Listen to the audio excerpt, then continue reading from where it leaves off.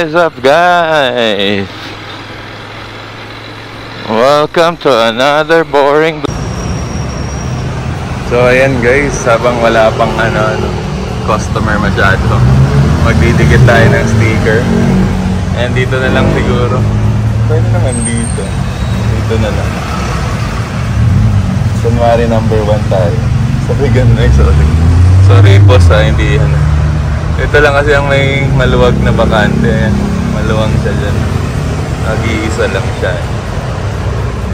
Pero hindi ibig sabihin na ako Dito nga si Ma'am Step Step 5. So, ayan. Magnus Spin in the house.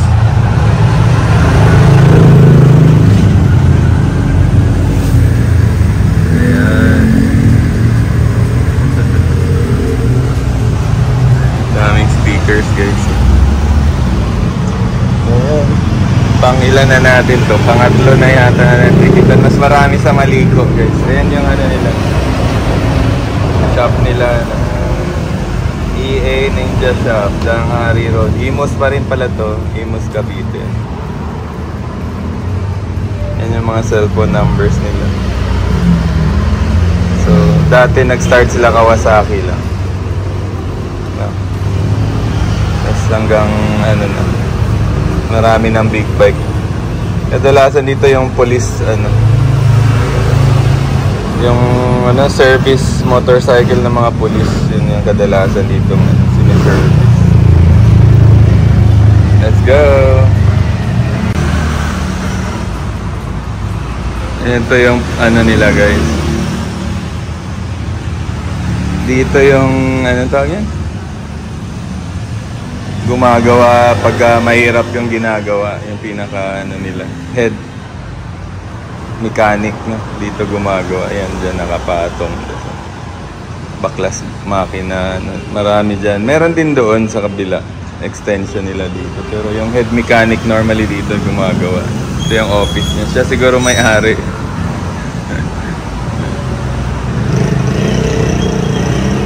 Tapos ito yung extension nila dito sa dahan-dahan lang tayo kasi baka ma-video natin ayaw mag-video. Yan yung extension. Yan si Orange. Nandiyan na.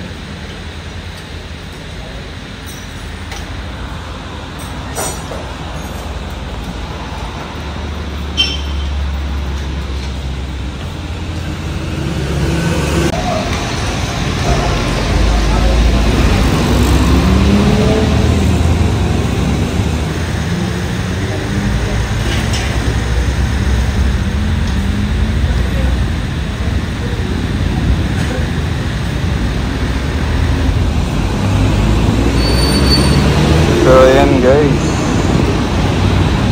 sobrang itim na ng oil.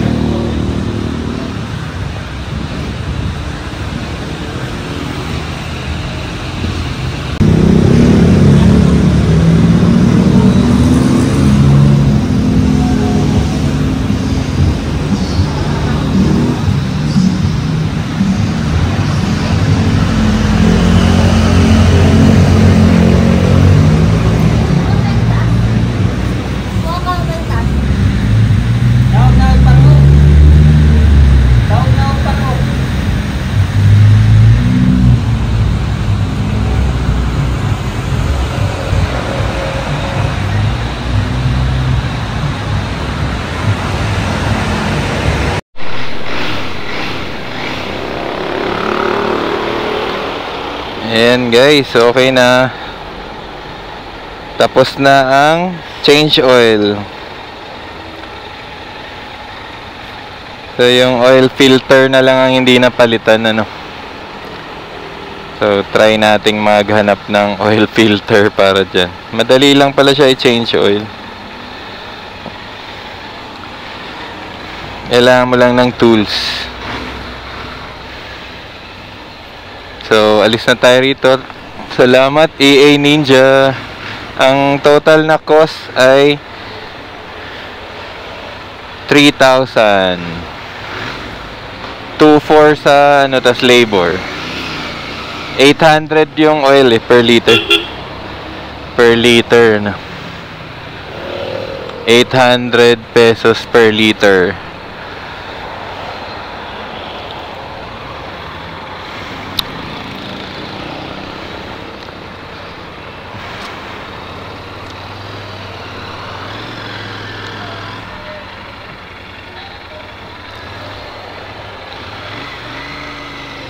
Ayan, so U-turn lang, balik lang ulit tayo, ano.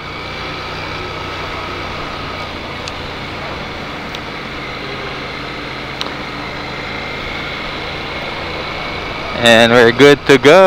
Pwede na ulit mag long ride. Sobrang itim na ng oil eh. Yung 5,000 na odo natin bago natin sinange oil, sobrang itim. Pero yung presyo, siguro kung kasama yung oil filter, dahil oil lang naman ang ginastos ngayon, parehas lang halos ng labor. 4,000 din megit or 3,000, almost 4K din last time eh. Almost the same lang. So naka 600 labor lang sila, no. Napakadaling gawin. 600 yung labor, hayop, no. So depende sa'yo yun, ano. Kung kaya mo siyang gawin, gawin mo na lang sa bahay. Bili ka oil, no, kagaya ng ibang ano natin, motovloggers, na pati yung pag-change ng oils sila na lang ang gumagawa. Smooth na yung makina, guys. Yun pala yun, kaya hindi na masyado nainit kasi nakaka-change oil ka na. Yung suspension natin, pinataasan ko. Tingnan natin sa lubak or ano, agangkas na yun si OBR natin, kung kamusta yung suspension, ano.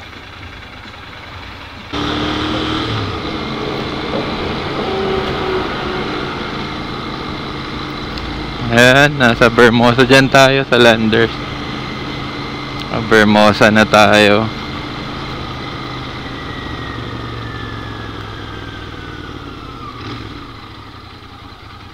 Okay, yun lang. Yung preno nawalan ng kapit. Natalsikan yata ng oil.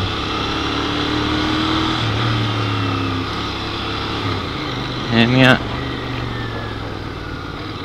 Oh shit.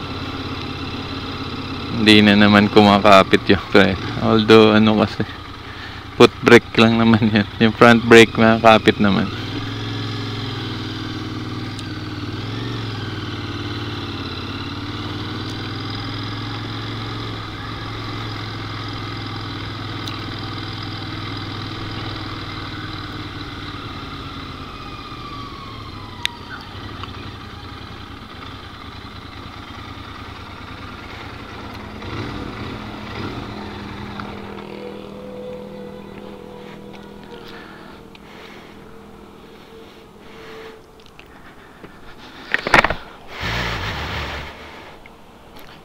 Ayan, sa Landers na tayo, guys.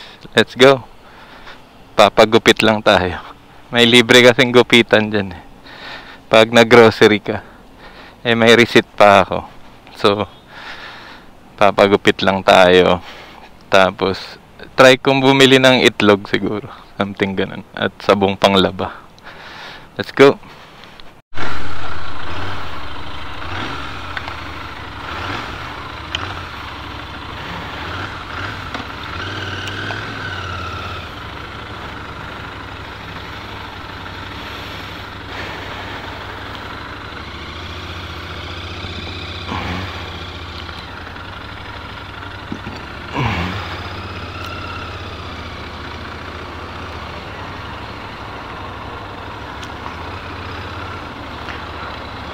Ayan guys, so tapos na tayo dito sa Landers guys, ano. Uwian na, tumila na yung ulan. Ay, may ambon pa pala.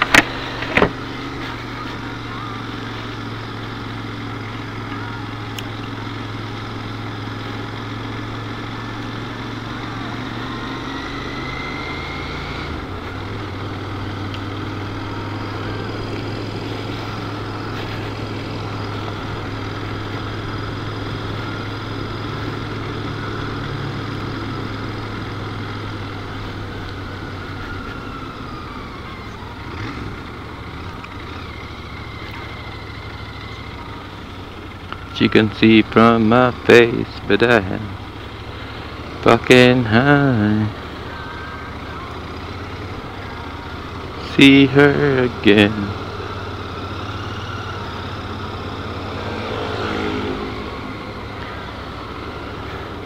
You're beautiful. You're beautiful. You're beautiful. It's true. Your face.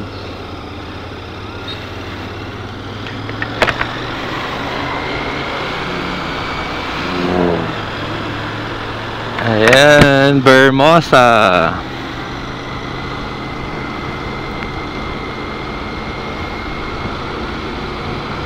So after nating mag-service, nagpagupit tayo sa Landers. Yun, sakto talagang ano, humina or tumila yung ulan guys. Kaya lumiwanag na. Medyo umaraw-araw na yan. Kita may anino ng truck ko.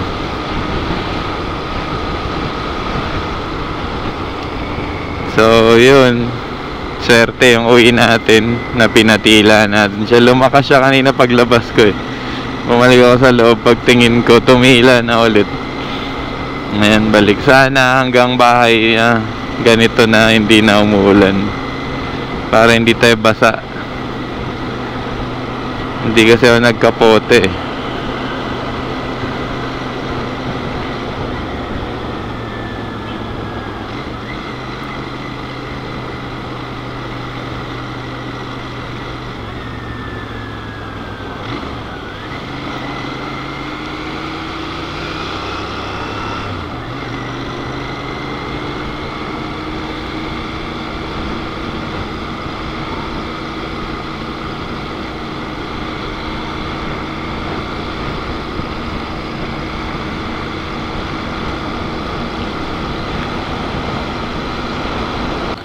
Flyover or skyway.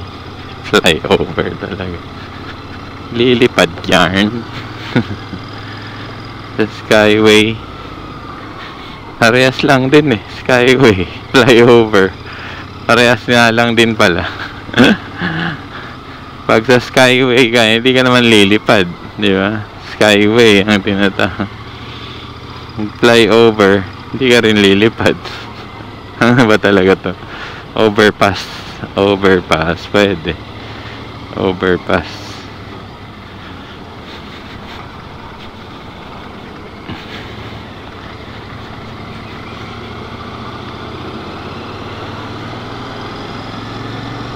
Give up forever.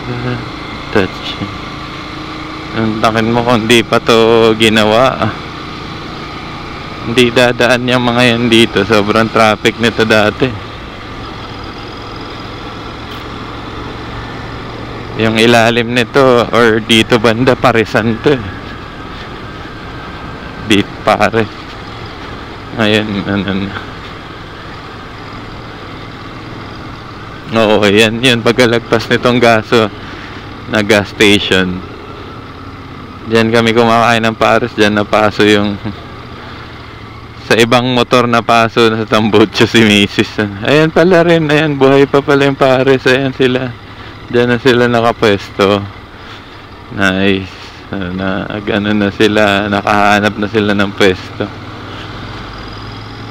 Yan.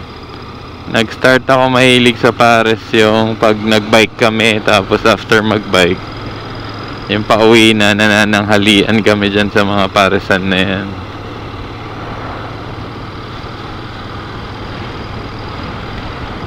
Ayan, McDo.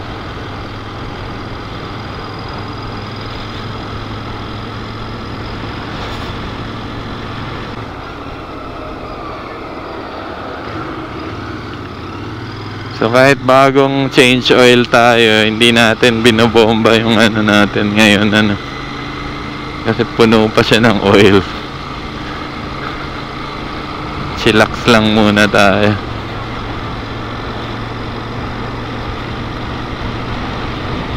Mukhang okay na yung ano ko, suspension ko nung pina-adjust ko. Although hindi pa ako buti na lang kasarado yung helmet ko, may tumamang insekto. Kung hindi insekto, putik. Insekto kasi malinis yung ano ko, windshield, visor. Tingnan natin Pero parang bouncy. Oh, bouncy pa rin pala. And there she's back in the atmosphere. Drops of Jupiter and Tingnan natin kung may bounce. Oh, nice. Nakatulong yung ano. May bounce. Subaru WRX.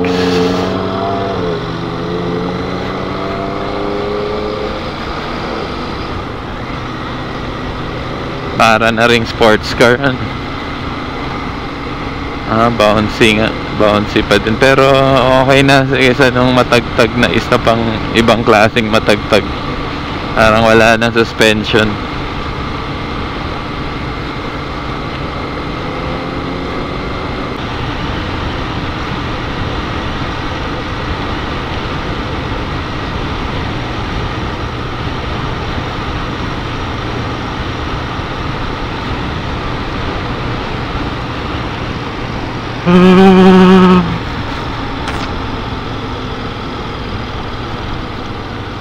Yay! Malapit na tayo. Hindi tayo naulanan.